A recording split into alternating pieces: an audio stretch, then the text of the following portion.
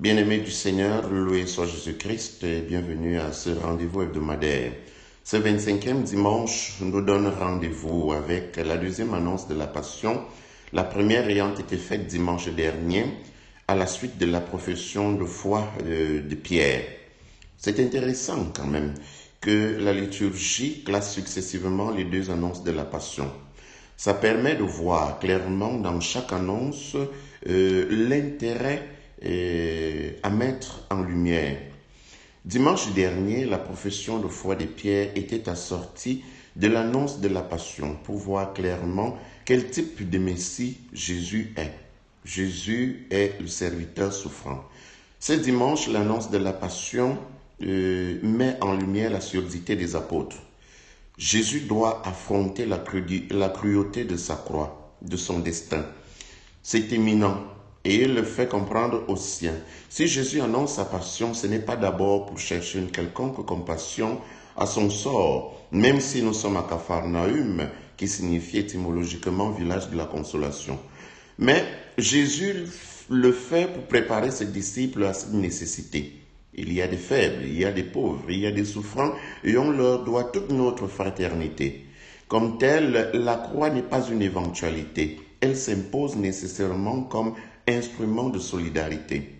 Mais les apôtres ne le comprennent pas. Ils ont d'autres aspirations. Ils veulent être grands comme les grands de ce monde qui commandent en maître et font sentir leur pouvoir. Ils sont 12 et il y a 12 tribus en Israël. Il y a certes égalité sur le nombre, mais il manque l'équitabilité sur l'ordre d'importance des tribus. Il faut donc définir la hiérarchie du groupe pour que le plus grand soit au pouvoir de la plus grande des tribus. Cette incompréhension est le nœud essentiel de cette deuxième annonce de la Passion. Marc montre concrètement qu'ils ne comprennent pas en relevant ce qui faisait l'objet de leur discussion sur la route. Ils ont débattu pour savoir qui d'entre eux était le plus grand. Le plus grand, assurément, est celui qui s'impose aux autres et à qui on doit une soumission servile, à l'image des empereurs, à l'image des rois qui, à la limite, étaient divinisés. Et c'est là la grosse incompréhension entre Dieu et l'homme. L'aspiration personnelle aux objectifs qui n'entrent pas dans le projet de Dieu.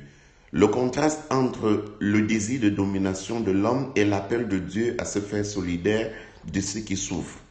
Les apôtres ne comprennent pas. Cela nous renvoie à la guérison du sourd dimanche surpassé. Si son handicap était initialement présenté comme un mal physique, la surdité des apôtres est causée par cette auto-obnubilation de trôner sur les 12 tribus d'Israël. Une conquête si vive qu'elle rend inévitablement sourd au langage de la croix. Jésus n'est pas contre l'aspiration à la grandeur, mais il renverse les principes de grandeur en y prescrivant des termes nouveaux. On n'est grand que si on se fait tout petit par solidarité aux petits. Pour être illustratif, Jésus, une fois à la maison, appelle un enfant. On dit qui était cet enfant, Marc n'y accorde pas d'importance. C'est l'image de l'enfant comme figure de fragilité et de négligé qui compte. On n'est grand que si on peut être serviable aux plus petits. Le pouvoir de Jésus est concret non tant dans ses miracles, mais dans son abaissement jusqu'au bois de la croix par solidarité et pour les faibles. Le pouvoir ne s'évalue pas dans les grandeurs et les dominations. Le vrai pouvoir s'évalue dans la capacité et l'aptitude à se faire faible alors qu'on n'est pas réellement faible, à se sentir fragile comme un enfant bien qu'ayant les assurances d'un adulte, à s'appauvrir sciemment juste pour combattre les frustrations sociales. C'est là tout le message que nous livre Jésus en annonçant sa passion en contraste aux aspirations des grandeurs apostoliques. Avant de nous séparer, je voudrais confier à nos humbles prières l'âme de l'abbé Mathias Etundi, qui est décédé la nuit du mercredi à jeudi. Il a été mon directeur de stage canonique. J'en garde un éloquent souvenir. Puisse ce brave pasteur reposer dans la félicité éternelle de Dieu. Bon week-end à tous et à vendredi prochain.